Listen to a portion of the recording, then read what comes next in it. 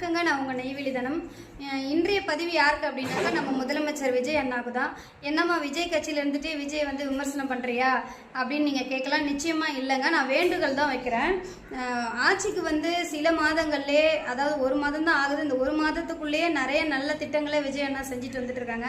அமைச்சர்களும் தொடர்ச்சியாக நான் பார்க்குறேன், களத்தில் இறங்கி என்னென்ன மக்களுக்கு செய்யணும் அப்படின்னு சொல்லி ஆய்வு பண்ணி அதுக்கப்புறம் உதவியெல்லாம் செய்கிறாங்க.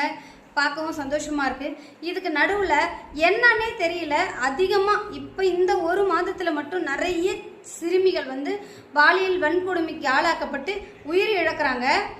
அது எதனால் நடக்குது அப்படின்ட்டு எதுவுமே தெரியவே மாட்டேங்குது. அது நடந்து முடிஞ்சதுக்கப்புறம் தான் தெரியுது. பக்கத்தில் சிசிடிவி கேமராவே இல்லையா. இப்போ நீங்கள் ஒரு சிங்கப்பெண் படைன்னு ஒன்று வந்திருக்கேன்னு சொன்னோன்னா நாங்கள் கூட பெண்களுக்கு ரொம்ப பாதுகாப்பு வந்துச்சு, இனிமேல் தைரியமாக எங்கே வேணாலும் போகலான்னு ஒரு நம்பிக்கையுமே வந்துச்சு. ஆனால் இருந்தாலும் எங்களுக்கு ஒரு மிரட்டல் எப்பயுமே எங்களுக்குள்ளே உருவாக்குற மாதிரி ஒரு தொடர்ச்சியாக பார்க்குறோம். சிறுமி பலாத்கார வன்கொடுமை நடந்துக்கிட்டே இருக்குது. அது ஏன் நடக்குது, ஏதாவது கண்டுபிடிக்க முடியுமா? இல்லை சுற்றி ட்ரோன் கேமரான்ற ஒன்று வச்சு 24 மணி நேரமும் கண்காணிக்கிறதுக்காக ஏதாவது தமிழ்நாடு ஃபுல்லாக உலகம் ஃபுல்லாக ஒரு டீம் அமைக்கணும் அப்படின்னு ஏதாவது பண்ண முடியுமான்னு தெரியல. ஏதாவது ஒன்று பண்ணி தயவுசெய்து இந்த குழந்தைங்களை காப்பாற்றுங்க. இப்போ பாருங்க, கும்மிடி பூண்டில் 3 வயசு சிறுமியை 19 வயசு ரித்தின் மஞ்சின்னு சொல்கிற ஒரு இந்திக்காரன் பாலியல் வன்கொடுமை செய்து அந்த குழந்தை வந்து இன்னைக்கு வந்து தாக்குதல் செய்து துன்புறுத்தி அந்த முட்புதரில் வீசி தூக்கி கடாசிருக்கான். அதுக்கப்புறம் பக்கத்தில் இருக்கிறவங்க போய் யாரோ எதிர்ச்சியாக பார்த்து அந்த குழந்தைய அங்கே பகுதி மக்கள்லாம் வந்து அந்த சிப்காட்க்கு பக்கத்தில் இருக்கிற ஸ்டாலினி மருத்துவமனையில் சேர்த்துருக்காங்க. மருத்துவமனையில் சேர்ந்தும் அந்த குழந்தைக்கு சிகிச்சை பலன் எண்ணி அந்த குழந்தை இறந்துருச்சு. அந்த ஸ்டாலினி மருத்துவமனையில் இன்னைக்கு பிரேத பரிசோதனைக்காக அந்த சிறுமி வந்து இருக்காங்க.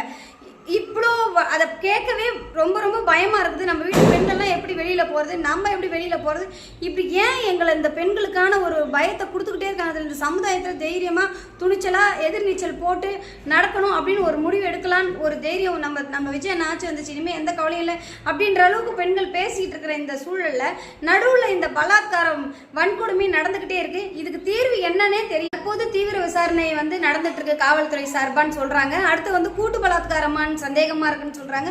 இப்படி ஒண்ணு கேட்கவே ஒரு அதிர்ச்சி. அது வந்து எப்படி சொல்றதுன்னே தெரியல. பெண் பிள்ளையை பெற்றவங்களாம் எப்படி உயிர் வாழ. இப்போ கணவன் இன்னாதவங்க ஒரு வேலைக்கு போறாங்க. ஒரு கணவனால் கைவிடப்பட்ட பெண்கள் வந்து ஒரு குழந்தைய வீட்டில் விட்டு போறாங்க. எந்த தைரியத்தில் போறதுனே தெரியல.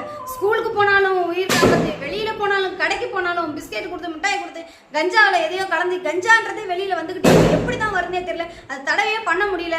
சரக்கு வந்து நாங்கள் தடை பண்ணோம், எதையும் நிறுத்த முடியல, பெண்களையும் காப்பாற்ற முடியல. தயவு செய்து இந்த பதிவை கேட்டுட்டு உடனடியாக பெண்களை பாதுகாக்க முதலமைச்சர் அண்ணன் வந்து ஒரு முடிவு எடுக்கணும்.